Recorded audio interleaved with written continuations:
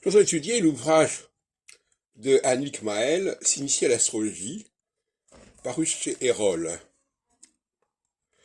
Et une maison d'édition assez sérieuse d'ailleurs. C'est paru en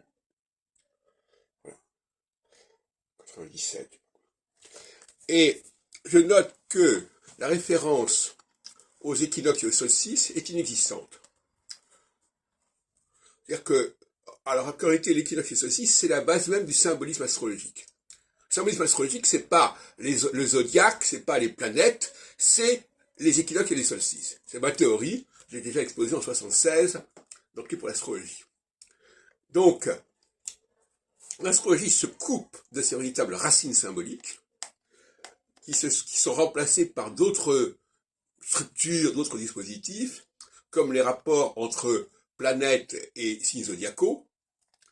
Alors là, ce que les gens n'ont pas compris, c'est que le système des maîtrises permet d'évacuer le zodiaque sur le plan symbolique et de le remplacer par le symbolisme mythologique. Bon. Et ça, c'est une catastrophe parce que le symbolisme mythologique, il n'est pas connecté avec les saisons, à la différence du zodiaque. Donc ça, c'est très grave. Je vois, si je lis l'ouvrage, le seul passage qui soit cohérent, c'est celui sur les triplicités cardinaux fixes mutables. Mais en même temps, là, on nous découpe, on dit oui, alors il y a les cardinaux, il y a les fixes, il y a le mutable, etc. Donc on n'insiste pas spécialement sur les cardinaux. Alors il y a un autre ouvrage qui est assez remarquable dans son genre, que j'ai trouvé également dans une bibliothèque, voilà, qui est paru chez Marabout, de Maeva Stéphane Bunny.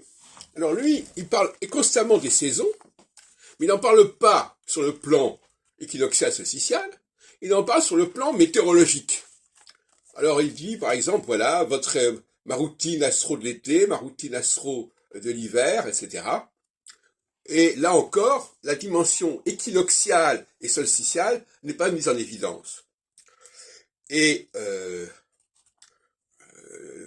alors en plus, il y a une théorie bizarre sur les 4 éléments, parce que les 4 éléments, c'est une substitution. On remplace le symbolisme équinoxe solstice par la théorie des quadruplicités, peu terre RO, ça c'est aussi n'importe quoi. Et